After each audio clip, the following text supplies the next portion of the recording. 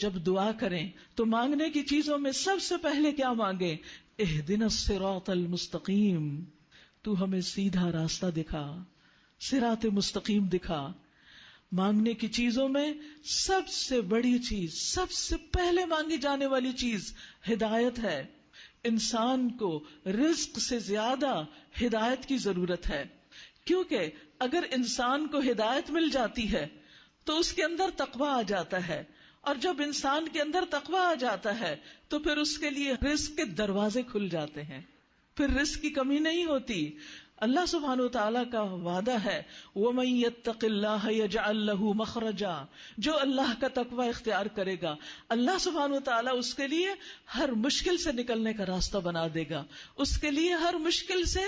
نکلنے کی کوئی سبیل بن جائے گی، پھر اس کے کام رکیں گے نہیں، رکاوٹیں نہیں ہوں گی، رکاوٹیں ختم ہو جائیں گی۔ وَيَرْزُقْهُ مِنْ حَيْثُ لَا يَحْتَسِبُ، اور اللہ اس کو وہاں سے رزق دے گا جس کا اسے خیال بھی نہیں ہوگا،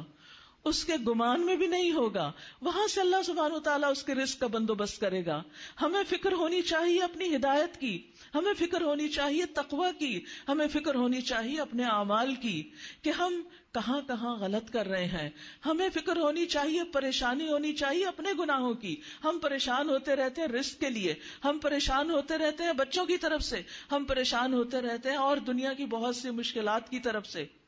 لیکن ہمیں پریشانی نہیں ہوتی اپنی غلطیوں کی۔ جس دن ہمیں پریشانی شروع ہو گئی اپنے گناہوں پر،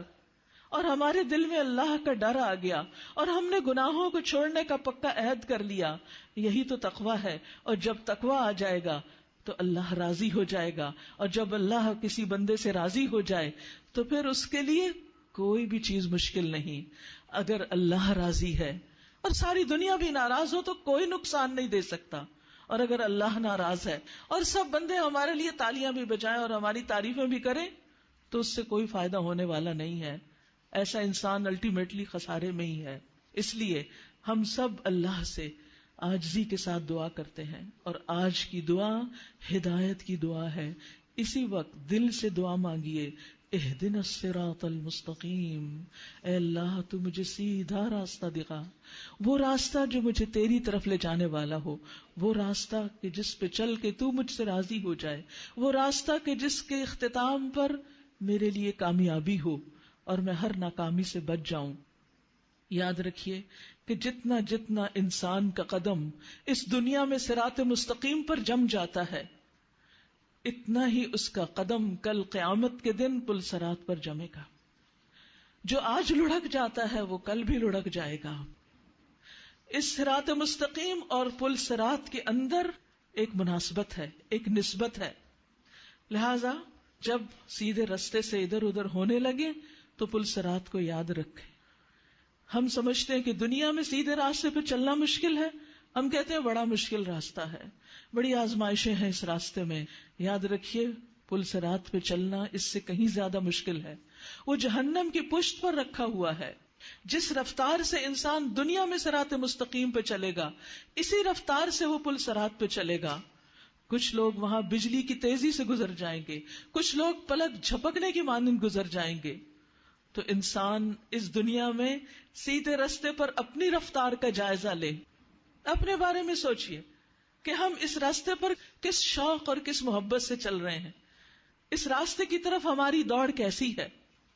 اور اگر اس راستے پر ہم استقامت اختیار نہیں کرتے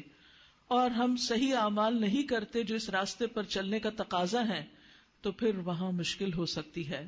رسول اللہ صلی اللہ علیہ وسلم نے فرمایا، قیامت کے دن اللہ ہر ایک کو اس کے عمل کے مطابق نور دے گا۔ بعض کو نور ایک عظیم پہاڑ کے برابر دیا جائے گا جو ان کے آگے آگے دوڑے گا، کچھ لوگوں کو اس سے ذرا کم نور دیا جائے گا، کچھ لوگوں کو کھجور کے پودے کے برابر نور دیا جائے گا جو انہوں نے اپنے ہاتھ میں پکڑ رکھا ہوگا، کسی کو اس سے چھوٹا دیا جائے گا، یہاں تک کہ آخری آدمی کو جو نور دیا جائے گا وہ اس کو پاؤں کے انگوٹھے کے اوپر دیا جائے گا، وہ کبھی جلے گا کبھی بجھے گا، بس جب اس کا پاؤں روشنی کرے گا تو وہ آگے بڑھے گا، جب نور بجھا دیا جائے گا تو وہ رک جائے گا۔ تو یاد رکھیے پل صراط کو عبور کرنے کی تیاری دنیا ہی میں کرنی ہے۔ ہمیں یہی کرنی ہے. ابو ذر رضی اللہ عنہ کہتے ہیں میرے خلیل نے مجھے وصیت کی کہ جہنم کے پل صراط سے پہلے ایک ایسا راستہ ہے جو پھسلن والا اور لڑکھڑانے والا ہے، تو ہم اس راستے پر اس حال میں نہ پہنچے کہ ہمارے سامان میں بوجھ ہو، لہذا گناہوں کا بوجھ یہی ہلکا کر لیں، توبہ کے ساتھ، اللہ کی طرف رجوع کرنے کے ساتھ